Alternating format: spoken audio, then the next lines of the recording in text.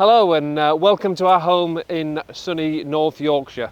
So today I want to tell you about a car I've been super excited about for the last 2 years. My Huracan STO.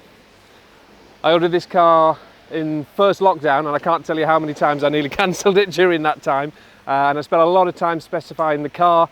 So today I'm going to tell you a little bit about the options on the car, why I spec'd it, what it's like to live with, and just give you a general feel for the car. So, STO stands for Super Trofeo Omologato. Basically, this car is from the Super Trofeo race series that Lamborghini do and the GT3 race series, and they basically put it into a road package. So this is basically a race-going car for the road.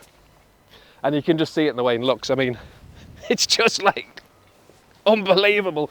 So, carbon fibre clamshell bonnet. I'll show you in there in a minute. Loads of aero. There's all sorts of crazy things. Really like the car because, again, all carbon fibre panels, fixed rear bonnet there, carbon fibre to the rear wings, louvered bonnet. Just looks really sexy. I mean, this car, if you look at the back of the car, you can see the active aero because all the air is just going to come out the car, and I just love the fact you can visibly see the rear wheels looking through it. It just looks mean. I love the car. So specification. This car has got over £80,000 worth of options on it.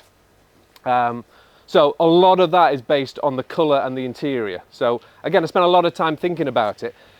A lot of these STOs and a lot of the Aventadors, they're in very bright colours, oranges, yellows, greens. But I didn't want to go down that route. I didn't want to pick the kids up from school and sort of be a little bit embarrassed. So I wanted to go a little bit stealthy.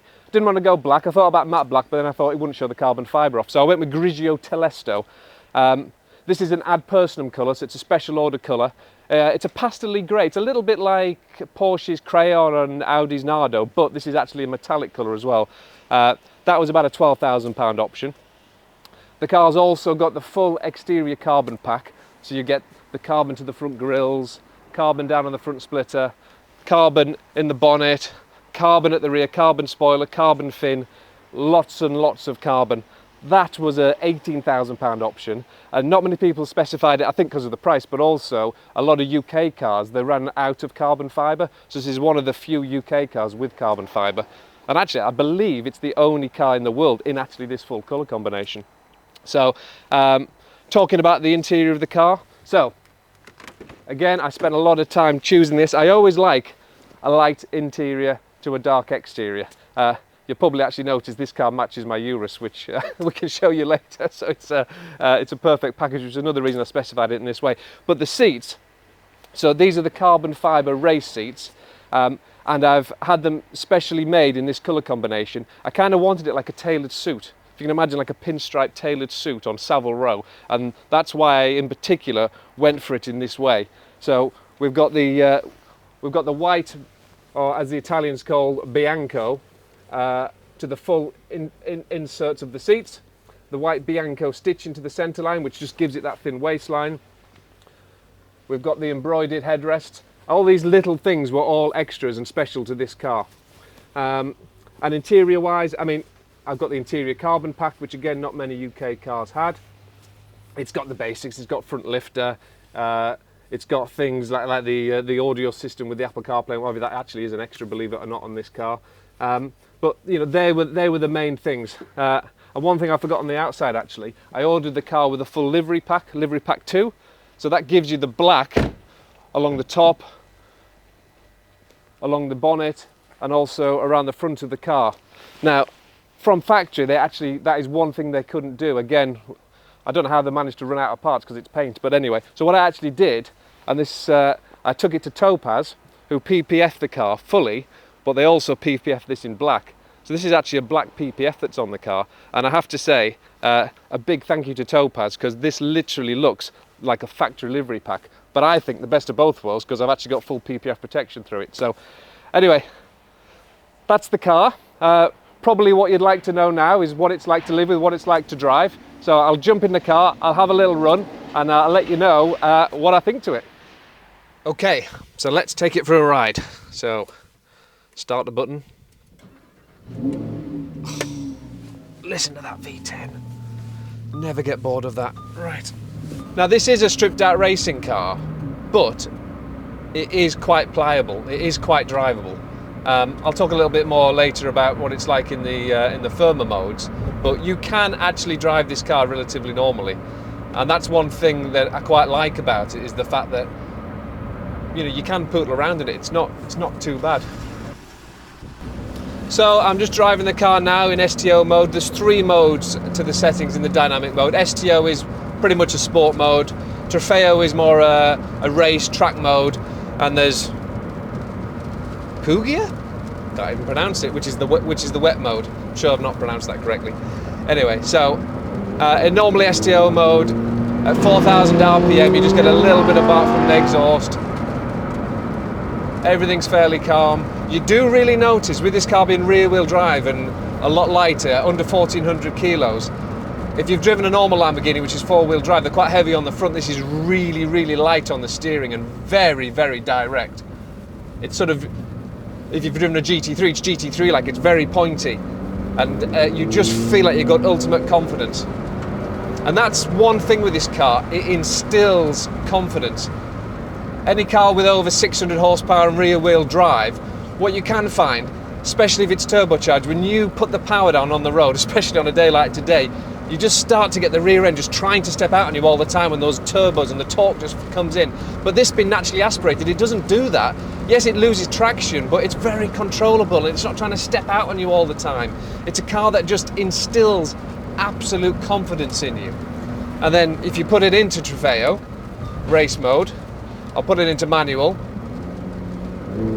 Suddenly, I mean, it tells you there, be careful, check the road conditions. I mean, it just comes even more alive. I mean, just listen to it. Listen to that.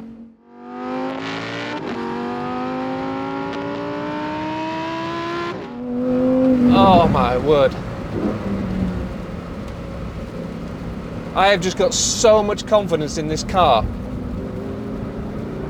It's almost as if, I don't know, it's not even as if you feel the technology is trying to save you. It just feels like good engineering. The engine is the key to this car. V10, naturally aspirated, no turbos, no hybrids, just a sweet, powerful engine that revs to nearly 9,000 RPM, and you just get all that in-gear performance, and it's just an absolute masterpiece of an engine.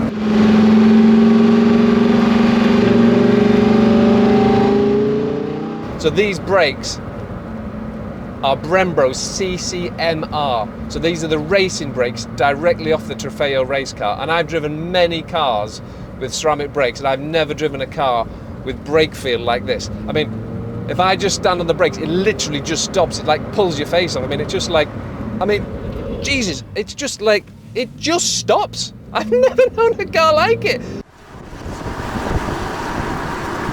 So, is there many things I would not like about the car? Well, there's a few little niggles. I mean, it doesn't really matter, but as with any Huracan, there's not quite enough leg space and knee space if you're over 6 foot. Well, I'm actually 6 foot, I'm not over 6 foot. So you do find under braking, you can sometimes catch your knee on the back of the steering wheel, so I've got to have my seat all the way back, but it's still there.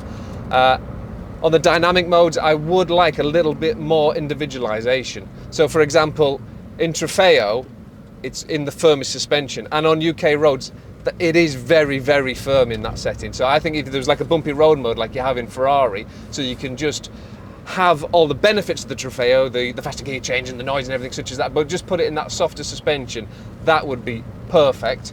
Another thing, you cannot see anything out of the rear view mirror. I mean, literally, all you can see is engine. So it's not that easy, especially when you're driving it in the dark. You've got to rely on your wing mirrors, and that's not that easy. And the third thing, it's just so annoying. You just need another button for the volume, for the radio, because actually, so if you're trying to change the volume, you've got to press the volume button. You then got to change the volume. You then got to press another button to put it back to the menu. So you can probably see me doing it now. That's like 3 things you've got to do just to change the volume. And when you're trying to drive quick, It's pretty hard to do that, so I end up turning the stereo off so I don't have to fiddle around with it. I think you could just have a volume switch, that would be so much better. But other than that, they're just little niggles. They're just little niggles. I mean, is one other slight niggle, which I'll talk about in a second when I get out of the car, but let's just enjoy it whilst we're here. I mean, who can't love this?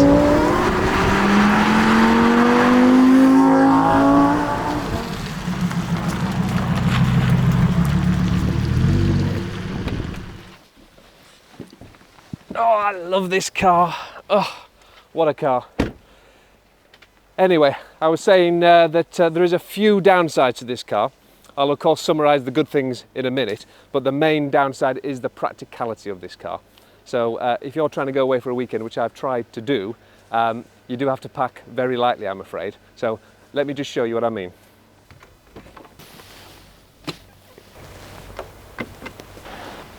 So you're there with the hotel porter in your 5-star hotel waiting for him to valet park your car, and it's raining because it's England, of course. So you've got your bag. Okay, pop that in. Not a lot of space, you can see what I mean. So what I've just realised you can do is take this thing out. Now this is designed perfectly for your helmet, but I don't need my helmet this weekend, so I'll take that out, leave that at home, and then pop my bag in. It goes in, I promise you. Yeah, there we go, so it's in. So, see what I mean? You have to pack lightly. So to summarise, what do I think about this car? I think this car is one of the most exciting cars you can buy in 2022. It's almost one of the most impractical cars you can also buy, but that's what makes it special. This car isn't about numbers, it's about excitement. And that's what a Lamborghini is all about. They are not going to make cars like this anymore. Everything's going to have hybrid powertrains or full electric. If I could keep this car forever in a collection, 100% I would. It's probably been the best car I've ever had. I absolutely love it.